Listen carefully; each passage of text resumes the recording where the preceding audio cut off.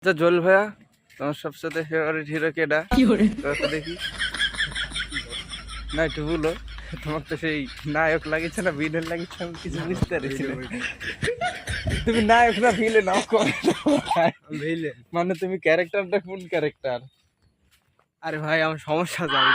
সমস্যা কি কোন সে শুনো ভাইয়া, একটা জিনিসকে জানো, যুবক সালপালের সমস্যা হলে সমস্যার কথা কইতে নাই, বিস্তারিত কি?